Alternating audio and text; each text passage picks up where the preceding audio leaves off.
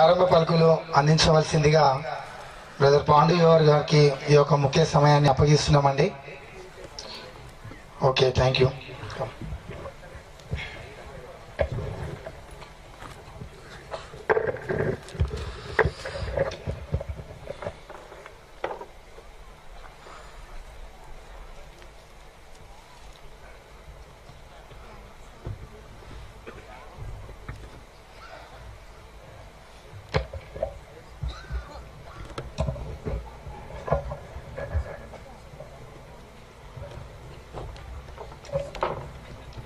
వాక్యం అయితే ప్రార్థన చేసుకోండి.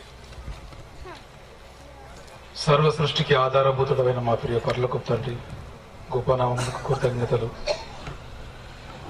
మీ అమూల్యమైన మాటలు నాయన మీ పిల్లలైన వారికి అందిస్తుండగా ఆత్మసేవను అనుగ్రహించి మీరు మహిమ పొందమని, గంత ప్రభావాలు పొందమని, మీ వాక్యం వైపు మీ పిల్లలు మనసు పెట్టి ఆలోచించి మీ కృపను దయచేయమని చిన్న ప్రార్థన మా ప్రభును మీ ప్రియ కుమారుడైన యేసుక్రీస్తు వారి దీవెనమున ప్రార్థిస్తున్న తండ్రి, ఆమేన్.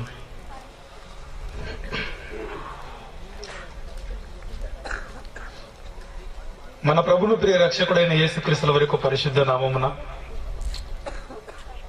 వేదిక మీద పెద్దలకును, దైవదాసులకును, సంఘస్థులకును, గ్రామస్తులకును వచ్చిన మీ అందరికీ నా హృదయపూర్వకమైన వందనాలు తెలియజేసుకుంటూ ఉన్నాను. దేవుడు చక్కటి ఆయుష్, ఆరోగ్యాలు మనకు అనుగ్రహించి జీవం కలిగిన ఆయన మాటలు వినాలని, ఆయన ప్రేమలోని సంకల్పాన్ని ప్రతి ఒక్కరము గుర్తెరిగి అనుదినమైన ప్రేమకు దగ్గరవ్వాలన్న ఉద్దేశంతో దేవుడు చక్కటి సభలు ఏర్పాటు చేసి ఆయన అనాది సంకల్పాన్ని నెరవేర్చాలన్న ఆయన తాపత్రయత, ఆయన ఆలోచనకు ప్రతి ఒక్కరము తల వంచి నమస్కరించి ఆయన ఉద్దేశంలో నెరవేర్చే ప్రేమైన పిల్లలుగా ఉండాలన్నదే దేవుని యొక్క సంకల్పమైన ప్రేమైన దేవుని వాళ్ళారా.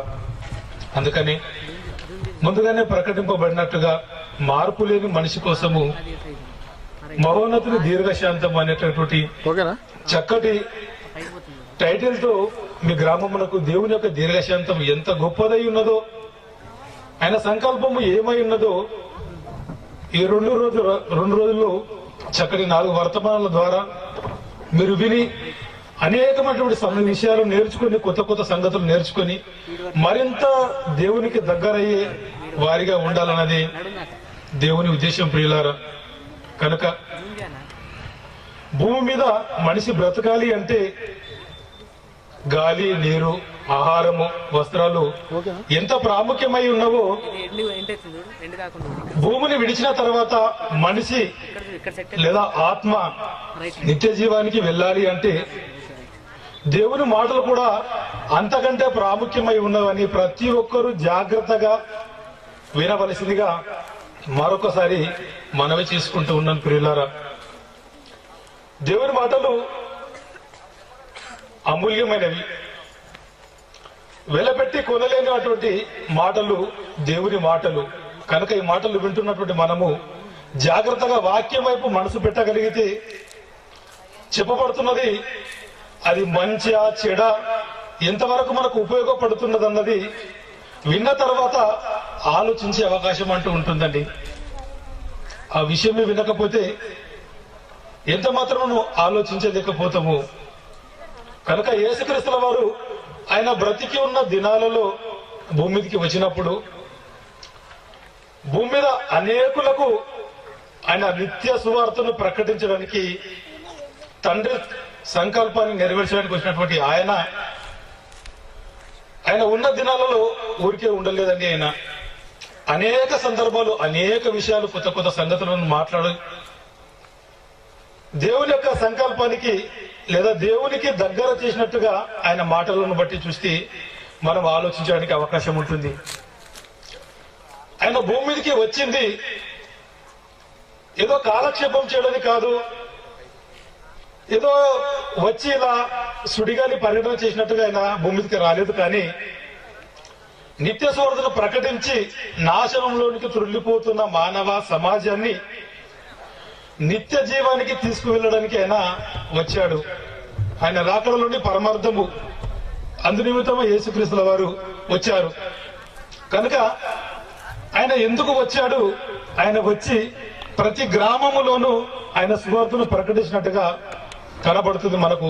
మార్కు సువార్త 1వ అధ్యాయము 38వ వచనంలో చక్కగా రాయబడిన సంగతులు మనకు అర్థమవుతుంటాయి. చూడండి, మార్కు సువార్త 1వ అధ్యాయము 38వ వచనం చదవడం ఒకసారి. ఆయన ఇతర సమీప గ్రామములలో నేను ప్రకటించినట్లు వెళ్ళుదము రండి అంటున్నాడు. ఆయన ఎందుకు నిమిత్తం వచ్చాడు? ఆయన ఎందు నిమిత్తము కదా నేను వచ్చి తినని కిందలో రాయబడిన ప్రియులారా, ఇతర సమీప గ్రామములలో నేను ప్రకటించినట్లు వెళ్ళుదము రండి అంటున్నాడు ఆయన. మరి యేసుక్రీస్తు వారు భూమి మీదకి వచ్చాడు. ఆయన ఎందు నిమిత్తం వచ్చాడు? రాజ్య సువార్తను ప్రకటించడానికి, నాశనంలోనికి వెళ్ళినటువంటి మానవ సమాజాన్ని దేవుని రాజ్యానికి దగ్గర చేయడానికి వచ్చాడండి ఆయన యేసుక్రీస్తుల వారు. ఆయన వచ్చాడు. ఆయన వచ్చాడంటే ఊరికేనే రాలేదు.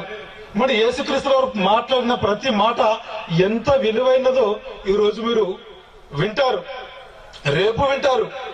విన్న సంగతులు నేర్చుకొని ప్రతి ఒక్కరూ దేవునికి దగ్గర అవ్వాలన్న ఆలోచన మీకు పుట్టుకు వస్తుంది. కొత్త సంగతులు విన్న తర్వాత మరి ఆయన మాట్లాడిన మాటలకు అనేకులు ఆశ్చర్యపోయారండి. ఆయన మాటలకు, ఆయన మాటలు విన్నటువంటి అనేకులు కూడా ఆశ్చర్యపోయి ఆయన గురించి గొప్పగా సాక్ష్యం ఇచ్చినట్టుగా మనకు లేఖన భాగాలలో కనబడుతుంది. ప్రియమైన దేవుని వాళ్ళారా, చూడండి, యోహాను సువార్త 7వ అధ్యాయము, క్షమించండి 7వ అధ్యాయము, యోహాను సువార్త 7వ అధ్యాయము 45, 46 చదవండి. ఆ బంట్రౌతులు ప్రధాన యాజకుల యొద్దకును పరిసయ్యుల యొద్దకును వెళ్ళినప్పుడు వారు ఎందుకు మీరు ఆయనను తీసుకురాలేదని వారిని ప్రశ్నించారండి. చదవండి. ఆ బంట్రౌతులు ఆ మనుషుడు మాట్లాడినట్లు మరి ఎవడును ఎన్నడూను మాట్లాడలేదు అని అన్నారు. ఎవరి గురించి అండి? యేసుక్రీస్తు వారి గురించి. ఇదిగో అరెస్టు చేయడానికి వచ్చినటువంటి బంట్రౌతులు సాక్ష్యం ఇస్తున్నారండి. ప్రభువుని గురించి అరెస్టు చేయడానికి వెళ్లారు శాస్త్రులు, పరిశీలకులు. యేసుక్రీస్తు వారు మాట్లాడుతున్నప్పుడు అండి, ఆయన మాట్లాడుతున్నప్పుడు అందరూ ఆయన వైపు లేరు. ప్రియమైన దేవుని వాళ్ళారా, అనేక సంగతులు ఆయన మాట్లాడిన తర్వాత జనులు గుంపులు గుంపులుగా యేసుక్రీస్తు వారిని వెంబడించడం ద్వారా శాస్త్రులు అనేవారు ధర్మోపదేశకులు ధర్మశాస్త్రాన్ని ఉపదేశించేటటువంటి వారిని వెంబడించలేకపోయారు. కానీ యేసుక్రీస్తు వారు మాట్లాడుతున్న మాటల వైపు వారు ఆసక్తి కలిగి ఆ మాటలకు తల వంచి క్రీస్తుని వెంబడించినటువంటి వారిని ఆ ప్రభువు నుండి దూరము చేయడానికి, ఇదిగో ఏ వ్యక్తి అయితే ముఖ్యంగా ఉండి వారిని ముందుకు నడిపిస్తూ ఉన్నాడో ఆ వ్యక్తిని అరెస్టు చేయాలని కొంతమంది శాస్త్రులు, పరిశీలు ఒక కుమ్మక్కయి కొంతమంది బంట్రౌతులను పంపించి ప్రభువును అరెస్టు చేయాలని వెళ్ళాడు. యేసుక్రీస్తు ఒక సభలో మాట్లాడుతున్నప్పుడు, జన సమూహాలు గుంపులుగా ఉన్నప్పుడు ఆయన మాట్లాడుతుండగా ఆ మాటలకు మాట్లాడుతున్న ఆ సమయంలో ఆయనను అరెస్ట్ చేయడానికి వచ్చారు. ఆయనను అరెస్ట్ చేయడానికి వచ్చినటువంటి వారందరూ కూడా బంట్రౌతులు ఆయన ఉపదేశిస్తున్నాడు కానీ ఆయన డిస్టర్బ్ చేయలేదు. ఉపదేశించిన తర్వాత ఆయన ఉపదేశించేంత వరకు, ఆయన వాక్యము బోధించేంత వరకు కూర్చొని నిలబడి జాగ్రత్తగా విన్నారు ఆ మాటలను. విన్న తర్వాత ఆయనలో ఏ దోషము కనబడలేదు యేసుక్రీస్తుల వారిలో. ఆయన మాటలు విన్న తర్వాత ఏ దోషము కూడా వారికి కనబడకపోవడం వలన అరెస్ట్ చేయకుండా వచ్చినటువంటి వారు తిరుగు ప్రయాణమై వెళ్లిపోయారు. వెళ్లి శాస్త్రులతోనూ పరిశీలతోనూ మాట్లాడుతూ, మీరు ఎందుకు అరెస్ట్ చేయలేరు ఆయన అంటే వారు సాక్ష్యం ఇస్తున్న ప్రియమైన దేవుని వల్ల ఆ మనుషుడు మాట్లాడినట్లు మరి ఎవడునో ఎన్నడూ మాట్లాడలేదయ్యా. అంత గొప్పగా మాట్లాడాయన. ఆయన మాటలు వినగానే మా హృదయాలు కరిగిపోయాయని సాక్ష్యం పలుకుతున్న ప్రియమైన దేవుని వల్ల సాక్ష్యం పలుకుతున్నారండి ఆయన గురించి, యేసుక్రీస్తుల వారి గురించి. నిజంగా ప్రియమైన దేవుని వల్ల ఆయన మాటలు విన్నటువంటి, నిజముగా మనసు పెట్టి విన్న వారికి ఆయన మాటలు అర్థమవుతుందండి. మనసు పెట్టని వారికి ఆయన మాటలు ఎంత మాత్రం అర్థం కాదు, కానీ మనసు పెట్టి వాక్యం వైపు ఎందరైతే వింటారో ఆ వాక్యం విన్న వారికి ఆయన మాటలు అర్థమయ్యే అవకాశం అంటూ ఉంటుంది ప్రియులారా. కానీ ఆయన బోధించిన బోధ, ఆయన మాటలు ఎంత గొప్ప సంగతులుగా మనకు కనబడుతున్నాయో అని ఆలోచించగలిగితండి. ఈ భూ సంబంధమైన వాటిని తీసుకొని పర సంబంధమైన ఆ పరలోకాన్ని జ్ఞాపకం చేశాడండి. ఏమంటే ఏదైతే మనకు బాగా తెలుసో తెలిసిన వస్తువులు తీసుకొని తెలియని ఆ మహాలోకాన్ని పరిచయం చేశాడండి. ఏమంటే పరలోకం అంటే ఎవరైనా మనం చూసామా? పరలోకం మనం ఎవరైనా చూసామా? చూడలేము కదా. పరలోకం మనం చూడలేము. ఈ చూడని లోకాన్ని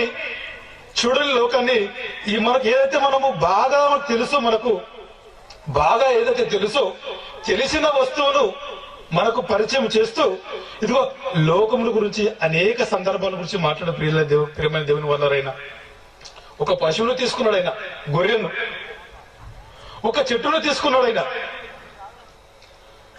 ఒక తోటను తీసుకున్నాడు, ఒక పక్షిని తీసుకున్నాడు ఆయన. అంటే ప్రకృతి ద్వారా ఆ మరిచిన ఆ మహాలోకాన్ని జ్ఞాపకం చేయాలన్న ఆలోచన యేసుక్రీస్తుల వారిది.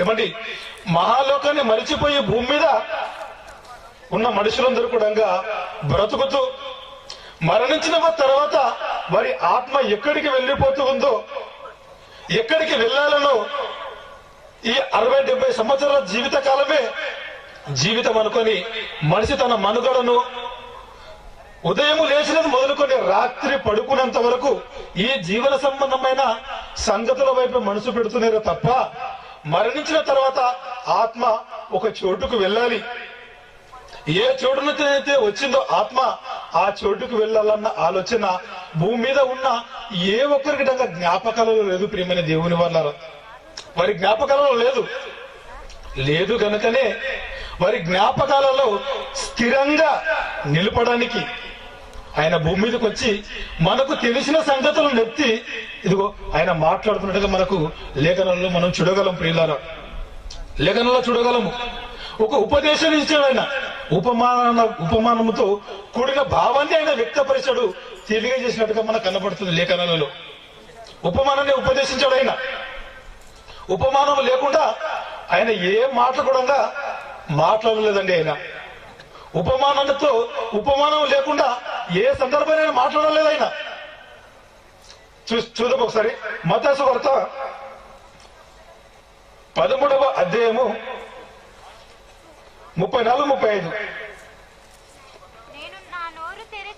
నేను నా నోరు తెరిచి ఉపమాన రీతిగా బోధించదను అంటాడండి. నేను నా నోరు తెరిచి ఉపమాన రీతిగా బోధించను అంటూ కింద చదవండి. విధంగా లోకము పుట్టినది మొదలుకొని మరుగు చేయబడిన సంగతులను తెలియజెప్పేదను అంటుండే. నేను నా నోరు తెరిచి ఉపమాన రీతిగా నేను బోధిస్తాను. లోకము పుట్టినది మొదలుకొని ఏ సంగతులు అయితే మరుగు చేయబడినేవో వాటిని అన్నిటిని తెలియజేస్తాను మీకు, అందుకే నేను భూమి మీదకి వచ్చాను అని ఆయన మాట్లాడుతున్నట్టుగా కనబడుతుంది మనకు. కింద చూడండి 35వ వచనం. అని ప్రవక్త చెప్పిన మాట నెరవేరునట్లు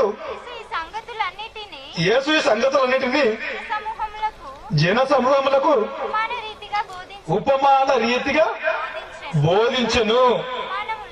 ఉపమానము లేకుండా వారికి ఏమీ బోధించలేదు ఆయన. ఉపమానము లేకుండా వారికి ఏమీ బోధించలేదు.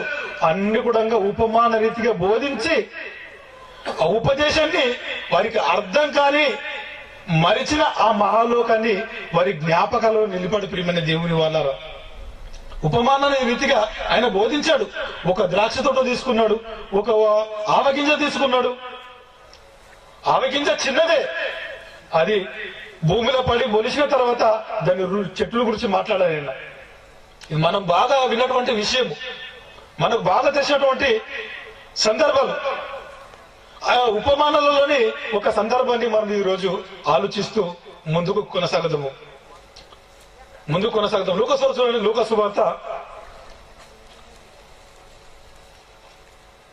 సువార్త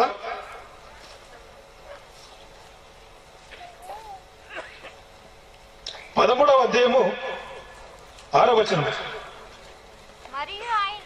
మరియు ఆయన వారితో ఈ ఉపమానము చెప్పెను. ఒక మనిషిని ద్రాక్ష తోటలో అంజురపు చెట్టు ఒకటి నాటబడి ఉండెను అంటున్నాండి. ఎవరితో మాట్లాడుతున్న ఉపమానాన్ని యేసుక్రీస్తున్న వారు జన సమూహములతో, అక్కడ ఉన్నటువంటి తన శిష్యులతో మాట్లాడుతున్నట్టు మాటలు ప్రియులారా. ఆయన ఒక ఉపమానం తెలియజేస్తున్నాడు. ఆయన ఏదో చెప్పాలి అనుకున్నాడు. ఆయన ఏదో చెప్పాలి అనుకొని ఆ సంగతిని ఎత్తి మాట్లాడుతున్నాడు. మరియు ఒకడు చదవండి. మరియు ఆయన వారితో ఈ ఉపమానము చెప్పాను. ఒక మనిషిని ద్రాక్ష తోటలో అంజురపు చెట్టు ఒకటి నాటబడి ఉండెను అంటున్నాడండి. ఆయన ఏమండి, ద్రాక్ష తోట అంటే మనకు బాగా తెలుసా తెలియదా? తోట గురించి మనకు బాగా తెలుసు. ఏమండి, తెలిసిన ఈ తోట గురించి ఆయన ఏమి చెప్పాలనుకున్నాడు? ఆయన తోట గురించి మనకెందుకు మాట్లాడుతున్నాడు? మనతో ఎందుకు మాట్లాడుతుంది ఆయన? తోట అంటే మనకు తెలియదా? అంటే తోట అంటే మనకు బాగా తెలుసు కదా. అరటి తోట తెలుసు, కొబ్బరి తోట గురించి తెలుసు కదా. ఏంటి, చెరుకు తోట బాగా తెలుసు మీకు. చెరుకు తోట మీకు పంట పండిస్తుంటారు మీరు. రైతులుగా ఉన్న వారికి మీకు బాగా తెలుసు. ఏ తోట గురించి మీరు మాట్లాడినా కానీ దాని గురించి మీరు టాకాటాకమని చెప్పగలుగుతారు. టాకాటాకమని మీరు చెప్పగలుగుతారు. మరి యేసుక్రీస్తుల వారు తోట గురించి ఎందుకు మాట్లాడుతున్నారు? ఆయన ఏమి చెప్పాలనుకున్నాడు? ఆయన అసలు చెప్పాలనుకున్నది ఏంటిది? అది ఏమి చెప్పాలనుకున్నాడు? ఆయన ఏమి చెప్పాలనుకున్నాడు? మనము ముందుకు వెళ్ళగలిగితే అండి చక్కగా దేవుని మాటలు మనకు అర్థమవుతుంటదండి. ప్రభువుల వారు తన మనసులోని భావాన్ని ఏ విధంగా మాట్లాడుతున్నాడో. ఇప్పుడు మనుషులు భూమి అంటే, ఒక పొలం అంటే, పంట అంటే చాలా ఇష్టపడతాడు. చాలా ఇష్టపడతాడు పంటను గురించి. ఆ పంటను గురించి చాలా ఇష్టపడతాడు. ఆ పంట గురించి మాట్లాడుతుండండి ఇంకా వినాలని, ఇంకా పంటల గురించి ఇంకా బాగా పండించాలని, వాటి గురించి తెలుసుకోవాలన్న ఆలోచన రైతుకు బాగా ఉంటుంది. మీ అందరికీ బాగా ఉంటుంది, మనందరికీ బాగా ఉంటుంది కదా. అయినా మాట్లాడిన మాటల గురించి మనం ఆలోచించగలిగితేనండి, ఒక వ్యక్తికి ఒక ద్రాక్ష తోట ఉండెను. ఆ ద్రాక్ష తోటలో ప్రత్యేకంగా ద్రాక్ష తోట అంటున్నాడు, అందులో ఒక అంజూరపు చెట్టు అంటున్నాడండి. ఆ ద్రాక్ష తోట గురించి ఎందుకు మాట్లాడుతున్నాడు? ఆ ద్రాక్ష తోట ఏమై ఉన్నదో, ఎవరిని ఉద్దేశించి మాట్లాడుతున్నాడో మనము ఆ సందర్భాన్ని, ఆ భావాన్ని మనం వినాలి అంటే, మనం తెలుసుకోవాలంటే ఏంటి నాయన భావము, నీవేమి చెప్పాలనుకున్నావని మనం ఆ దేవుని మనం అడగలిగితే దానికి సమాధానము యెషయా గ్రంథంలో మనకు చక్కగా తెలియబడుతుందండి. చూడండి, యెషయా గ్రంథము 5వ అధ్యాయము 7వ వచనము. ఇశ్రాయేలు వంశము సైన్యములకు అధిపతియగు యెహోవా ద్రాక్ష తోట అంటాడండి. ఆయన ఇశ్రాయేలు సైన్యములకు అధిపతియగు యెహోవా ద్రాక్ష తోట అంటూ కింద చదవండి. యూదా మనుషులు ఆయనకి ఇష్టమైన వనము అంటాడండి. మనుషులు ఆయనకి ఇష్టమైన వనము అంటే, వనము గురించి ఎందుకు మాట్లాడుతున్నాడు? ఒక పొలాన్ని గురించి మాట్లాడుతున్నాడు ఆయన. పొలము అనగా వనము కదండి. పొలము అనగా వనము, తోట అనగా వనము కదా. ఈ సందర్భాన్ని గురించి ఆయన మాట్లాడుతూ, ఇదిగో మనుషులు ఆయనకి ఇష్టమైన వారు అంటున్నాండి. అంటే భూమి మీద ఉన్న ప్రతి మనిషి కూడా దేవునికి ఇష్టమైన ఒక ద్రాక్ష తోట, దేవునికి ఇష్టమైన ద్రాక్ష తోట, దేవునికి ఇష్టమైన వనము అని తెలియపరుస్తున్నాడు ఆయన. ఈ ఇష్టమైన వనము లోకములో ఉన్నది.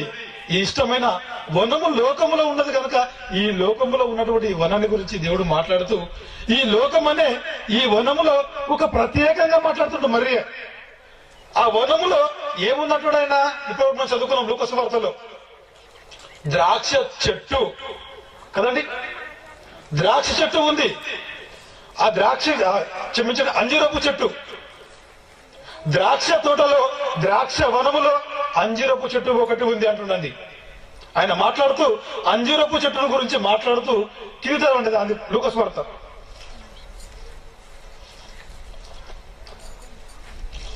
ఇప్పటివరకు చదివిన సందర్భం ప్రేమ దేవులారా,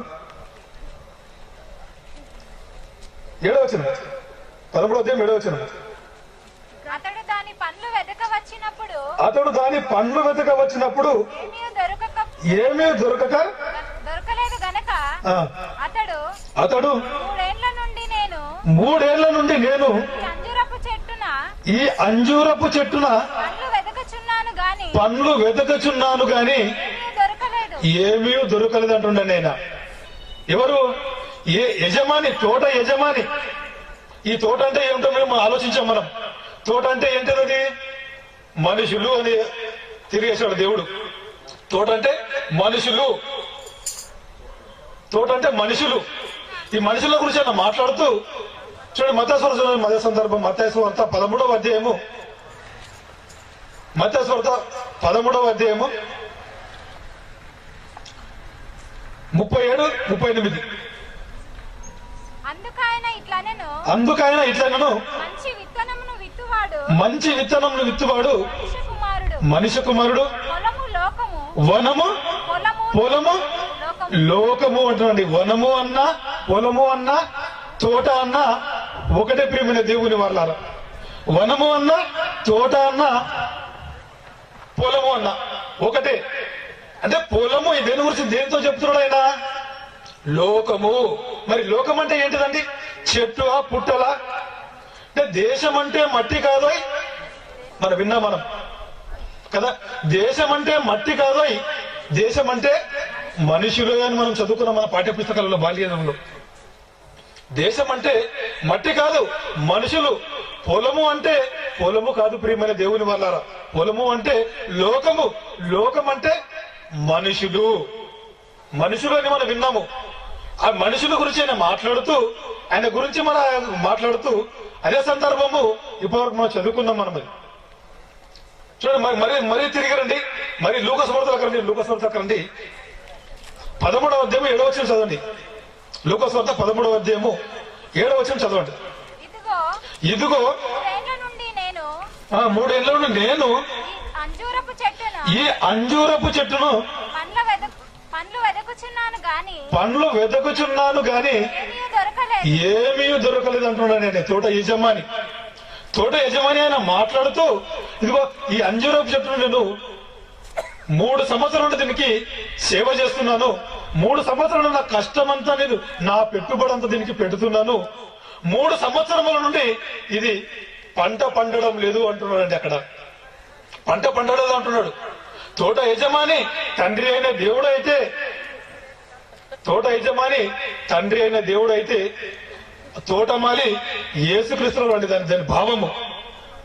దాని భావము యేసుక్రీస్తుల వారు. యేసుక్రీస్తుల వారితో తోటమాలితో తోట యజమాని మాట్లాడుతున్నటువంటి సందర్భం ప్రియమైన దేవుని వల్ల.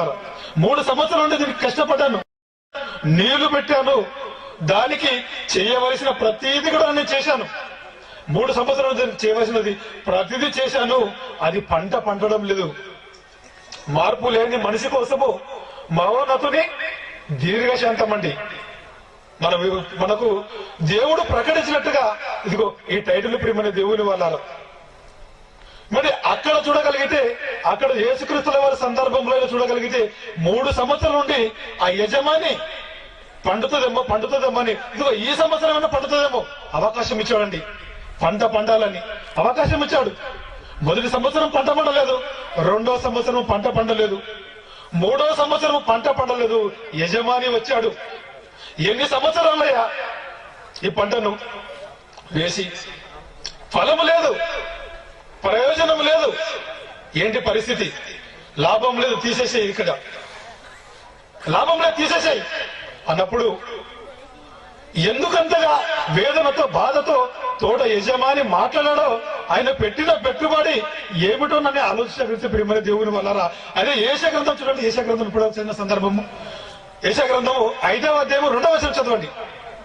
తోట యజమాని యొక్క బాధ ఎంత, ఆయన పెట్టుబడి ఎంత పెట్టాడో ఆ పెట్టుబడి గురించి ఆయన మాట్లాడుతున్న మాటలు ప్రియమైన దేవుని వల్లరా. ఆయన దానిని బాగుగా త్రవ్వి రాళ్లను ఏరి దానిలో శ్రేష్టమైన ద్రాక్ష గొలను నాటించెను. దాని మధ్యను ఆ బురుజు ఒకటి వేయించి ద్రాక్ష తొట్టిని తొలిపించను. ద్రాక్ష తోటి తొలిపించను. ద్రాక్ష పండ్లు ఫలింపవలెనని ద్రాక్ష పండ్లు ఫలింపవలెనని చూచుచుండెను గాని ఎదురు చూసుచుండను గాని అవి కారు ద్రాక్షలు ఫలించాయి. అవి కారు ద్రాక్షలు ఫలించాయి.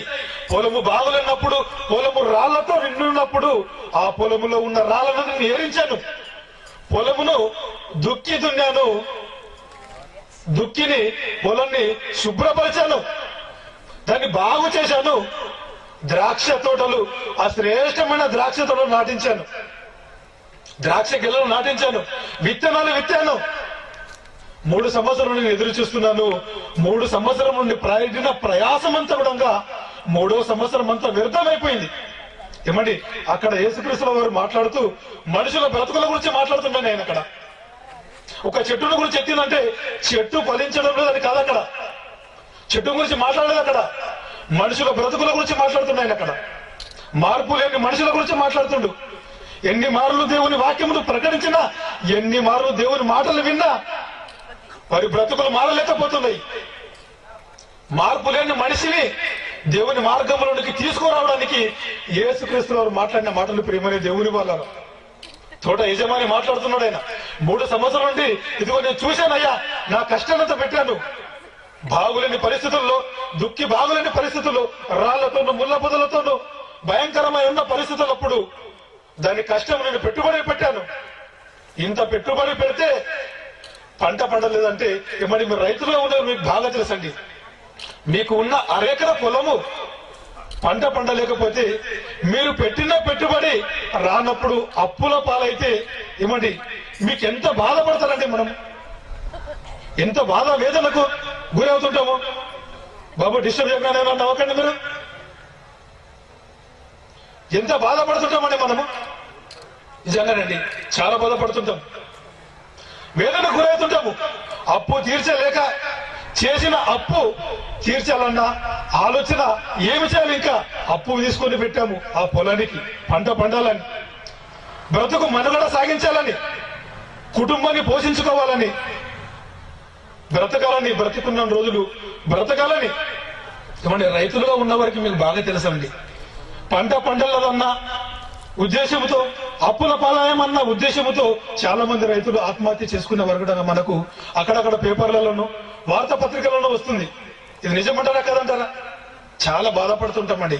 పంట పండకపోతే, 1 ఎకరం పండకపోతేనే మనిషి మరణానికి సిద్ధమైతే, 3 సంవత్సరాల నుండి లోకమనే ఈ ప్రపంచంలో దేవుడు మనకు బ్రతుకునిచ్చి, ఆయుషునిచ్చి, ఆరోగ్యమునిచ్చి, మనం అడగక ముందే గాలిని, నీరును, ఆహారమును సమస్తమును అనుగ్రహించి ఇక్కడ మనకు జీవనాన్ని కలిగిస్తుంటే, అంతకంటే ప్రాముఖ్యంగా భయంకరమైన లోకముల పాపము చేత, అక్రమము చేత బ్రతుకుతున్న మన జీవితాల కొరకై, మన పాపానికి ప్రాయచితంగా తన ప్రియకుమారుడైన యేసుక్రీస్తు వారిని మన కొరకు ఆయన పంపించిన కూడా ఆయన రక్తములో కడగబడిన ప్రతి ఒక్కరూ మార్పు పొందామన్న ఆలోచన అప్పటి వరకే ఉంది. కానీ వాక్యం విన్నప్పుడే ఇదిగో మారిపోతున్నామన్న భ్రమలో బ్రతుకుతూ, వాక్యమును విన్న తర్వాత కొద్ది క్షణాల్లోనే వాక్యమును మరిచిపోయి లోకములో బ్రతుకుతున్న వారిని ఉద్దేశించి మాట్లాడుతున్న మాటలు ప్రియులారా, వేదనతో మాట్లాడుతున్న మాటలు, అది బాధతో మాట్లాడుతున్న మాటలు. రైతుగా ఉన్న వారికి బాగా తెలుసు, పంట పండకపోతే ఎంత వేదనకు గురవుతామో.